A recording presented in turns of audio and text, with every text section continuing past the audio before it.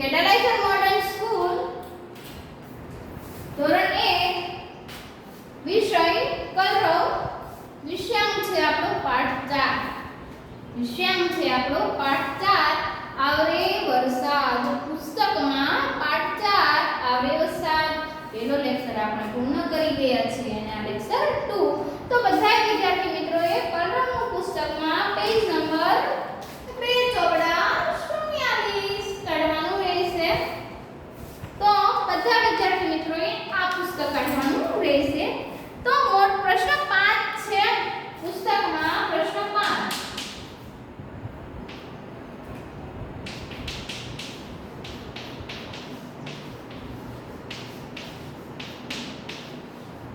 મોટેથી વાંચો તો વિદ્યાર્થી મિત્રો મોટેથી તમારે તમારી જાતે પણ વાંચવાનું છે પણ હું એક વખત તમને અહીંયા વાંચી સંભળાવીશ નમ નામ વેર જમ માન દેવ મગ ગાન મેના વન વાન રમે જગ જાન જમે મન સા નમે ફરીથી વિદ્યાર્થી મિત્રો આપણે પેજ નંબર 44 પર જે શબ્દ છે ફરીથી વાંચી સંભળાવીશ નમ જમ મગ વન જગ મન નામ માન ગાન વાન જાન સાન વેર દેવ મેના રમે જમે અને નમે તો આપણે પેજ નંબર 45 પર આવી જવાનું રહેશે ટપકા જોડો અને લખો પેજ નંબર 45 પર આવી જવાનું છે ટપકા જોડો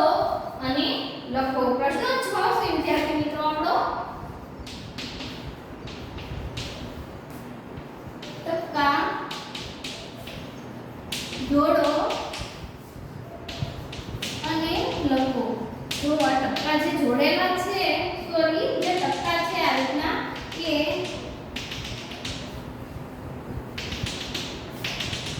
આ રીતના છે તો આ ટપકા છે ને એને આપણે શું કરવાનું છે તો કે જોડી દેવાના છે અને વળી પાછા આપણે એને લખવાના પણ છે આ ટપકા છે એને આપણે આમ પેન્સિલથી પૂર્ણ કરવાના છે શું કરવાનું છે તો કે પૂર્ણ કરવાનું છે આ ટપકા છે ને એને પૂર્ણ કરવાના છે અને પછી એ જ રીતના સેમ ટુ સેમ તમારે બે લીટી છે તેમાં આ રીતના કરવાનું છે એટલે કેવી લીટી થશે તો કે આડી લીટી થશે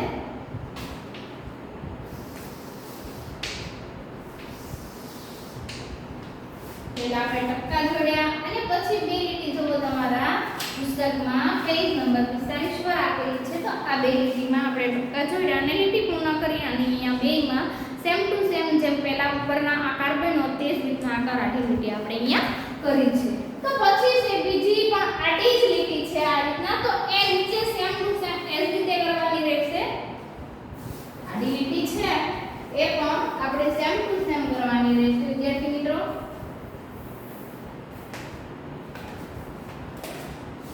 આ રીતે છે ને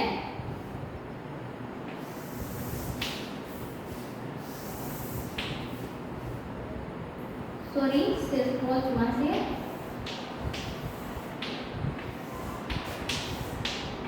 રેડી પહેલા ટપકા હતા અને પૂર્ણ કરવાનું હતું હવે લીટી છે તો આપણે ખાલી દોરી કાઢવાની છે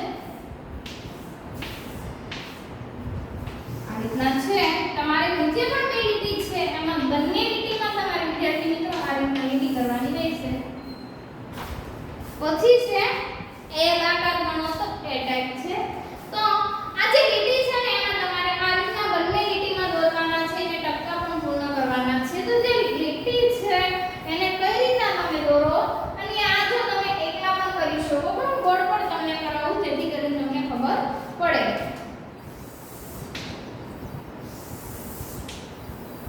અને પછી તમારે બે લીટી છે નીચે આ રીતના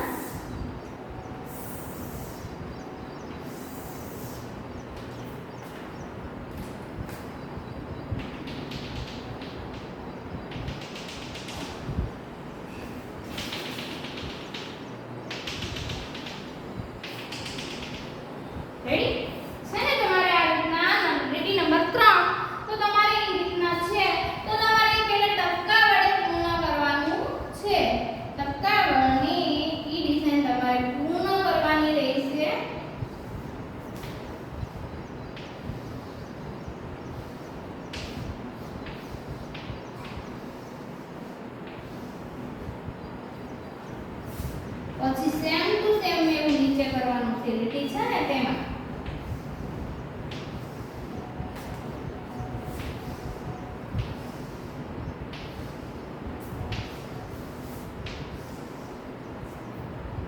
તો વિદ્યાર્થી મિત્રો સાવ સહેલી વિધાન છે. તો એ આપણે ટપકા કરીને શું કરવું તો કે ટપકા કરીને આપણે એને પૂર્ણ કરી એટલે આપણને એ લીટી દોરતા આવડી ગઈ છે. બરોબર ને? તમને પણ આવડી ગઈ હશે. તો એ લીટી દોરીને સેજ વળાંક આપવાનો રહેશે એટલે એ આપણી લીટી આખી પૂર્ણ થઈ જશે. પછી છે જો આપણે જેવો આકાર ટપકા કરીને પૂર્ણ કર્યો ને એવો જ આકાર આખો પૂર્ણ કરવાનો છે. ફરીથી આપણને આપ્યો કે આપણે શીખી ગયા છીએ કે નહીં એટલે એ આકાર આપણને ફરીથી આપ્યો. તો એ આકાર પણ આપણે ફરીથી 3 લીટીમાં કરવાનો રહેશે. એક લીટીમાં તો તમારે ઓલરેડી છે જ, તમારે નહીં કરવાનું રહે પણ મારે અહીંયા પૂર્ણ કરવાનું રહેશે. તો મારી સાથે તમારે એ લીટીમાં આ રીતના આકાર છે.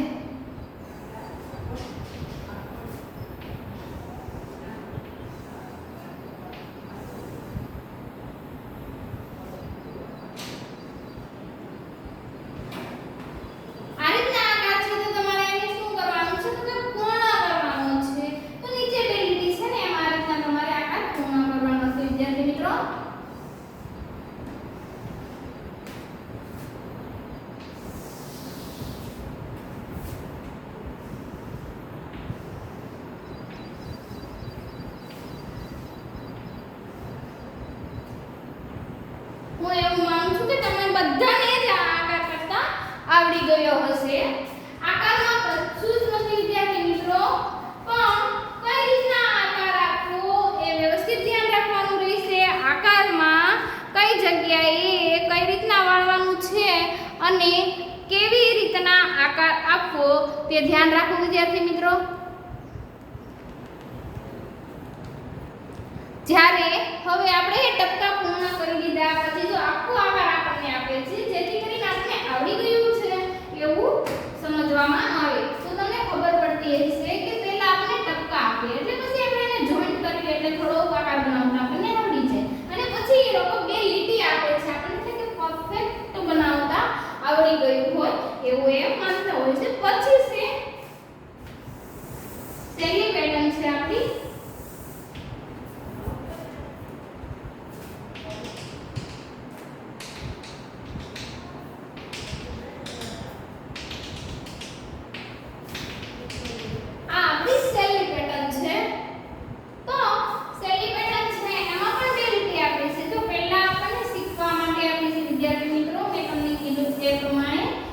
પછી આપણને જાતે દોરવા આપે છે. આ શીખી ગયા આપણે. આ ટપકા ઉપર લીટી કરતા તો આપણે બધાએ પહેલા ધોરણથી આવડે છે. બરોબર ને? તો અત્યારે આ જે લીટી છે ને એ આપણને ટપકાથી દોરવાની લીટી છે. તો આ હવે આપણે શીખી ગયા છે. તો જાતે દોરશું.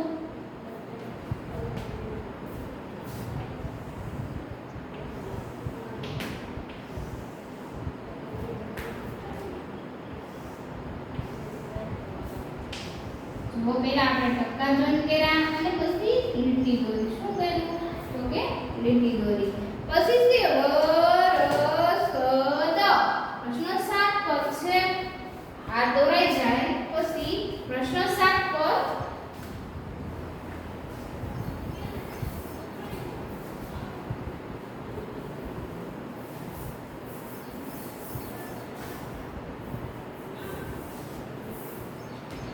પ્રશ્ન 7 કે આંગળી ફેરવો.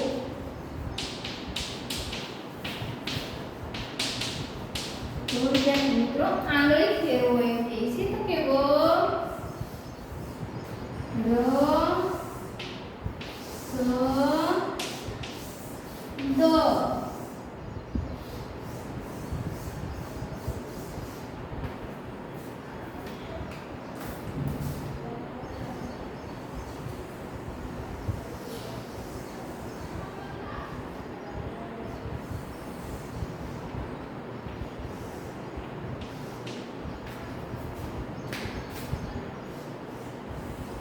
પ્રશ્ન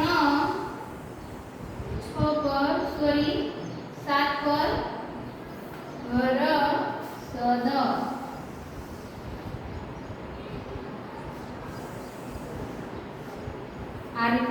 વરસાદ છે તો આપણે આંગળી ફેરવાની છે, થોડા થોડા અંતર તો આ રીતે એર આપેલા છે, બરાબર ને?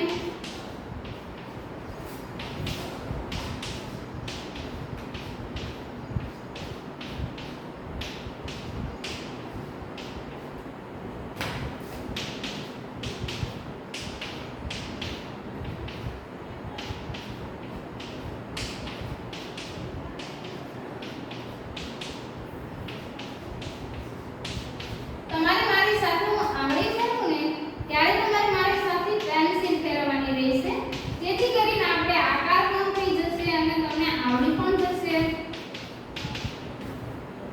વરસદ.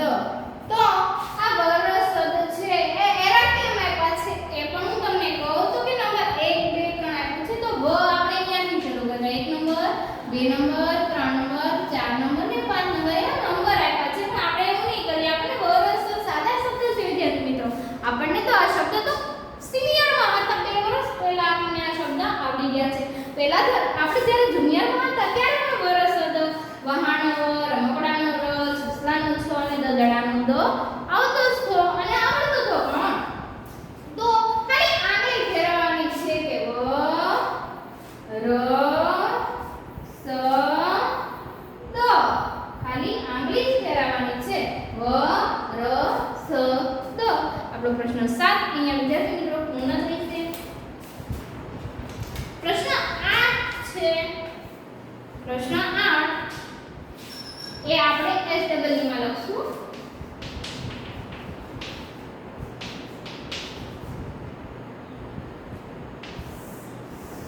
પ્રશ્ન 8 છે એ આપણે SW માં જ્યારે લેક્ચર પૂર્ણ થશે ત્યારે આપશું. 47 નંબરના પેજ પર આવી જવાનું છે.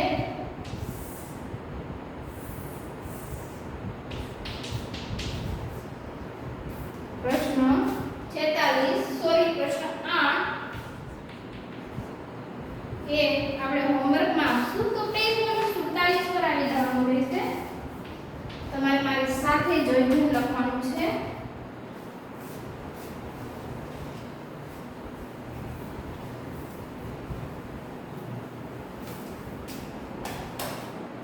તમારે મારી સાથે જોઈને લખવાનું રહેશે.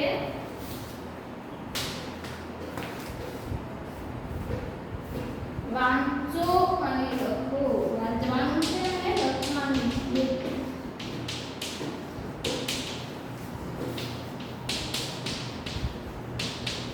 વિદ્યાર્થી મિત્રો, મગ, માં, નમ, નામ, રસ, રાસ, ગજ અને ગાજ આ શબ્દો છે ને જે એ તમારે સેમ ટુ સેમ સામે જોઈને લખવાના છે.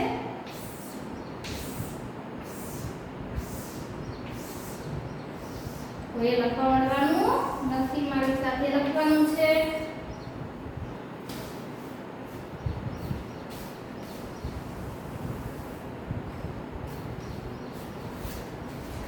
પછી સામે પણ નમી,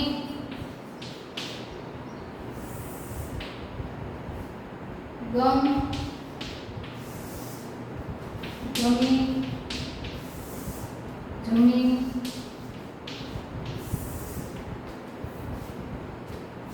મને સોરી મન અને મને.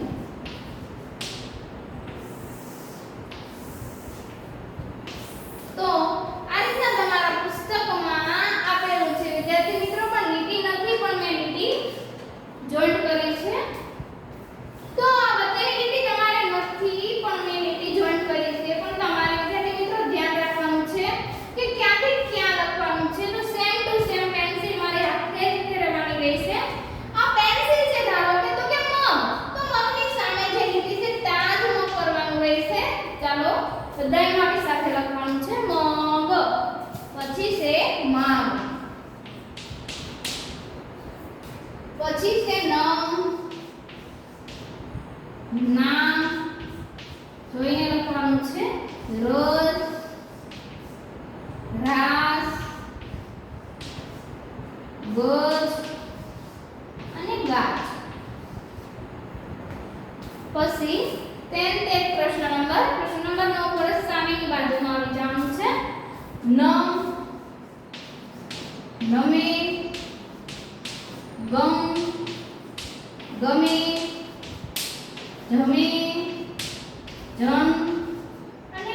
જમને. વિદ્યાર્થી મિત્રો નમ નમે ગમ ગમે જમે મન મને. તો શબ્દ કેવા આવ્યા છે તમને ખબર પડી જશે કે કેવા શબ્દો આવેલા છે. જો મોટેથી આપણે એક વખત વાંચશે મ મા નમ નામ રસ રાસ ગજ ગાય. સેમ ટુ સેમ અહીંયા આપણે લખ્યા તો કે મન મા નમ નામ રસ રાસ ગજ ગાય.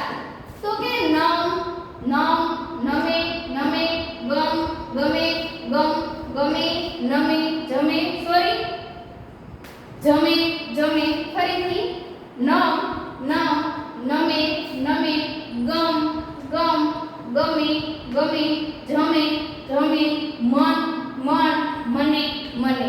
તો વિદ્યાર્થી મિત્રો આ શબ્દ એકદમ સરળ છે, સાદા અને સરળ છે. વાંચો અને લખો તો કે જે શબ્દ હતા એને સેમ ટુ સેમ આપણે લખવાના જોઈને હતા. તો આજે આપણે આ પ્રશ્નો જે કલરવના પુસ્તકમાં હોમવર્ક કલરવના પુસ્તકમાં પેજ નંબર કલરવના પુસ્તકમાં પેજ નંબર 46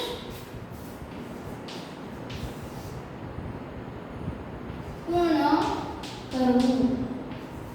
એમાં કશું જ નથી વિદ્યાર્થી મિત્રો, મેં તમને જે અહીંયા આકાર શીખવાડ્યા ને એ જ રીતના આકાર છે. આકાર તમારે પૂર્ણ કરવાના છે ઘરેથી પેન્સિલ દ્વારા. કલરવના પુસ્તકમાં પેજ નંબર 46 પૂર્ણ કરવું. તો પ્રશ્ન 8 છે 46 નંબર પર એ પૂર્ણ કરવાનું છે. પ્રશ્ન 9 ને અહીંયા પૂર્ણ કરાયો છે અને અધૂરો છે. આગળના લેક્ચરમાં હું તમને પૂર્ણ કરાવીશ. વિદ્યાર્થી મિત્રો તમે મારી સાથે લખી શક્યા હોય તો બેસ્ટ ગુડ, ન લખી શક્યા હોય તો તમને અહીંયાથી જ્યારે વિડિયો અપલોડ કરવામાં આવશે ત્યારે હું પીડીએફ ફાઇલ મોકલું તે પ્રમાણે તમારે લખવાનું રહેશે. અસ્તુ.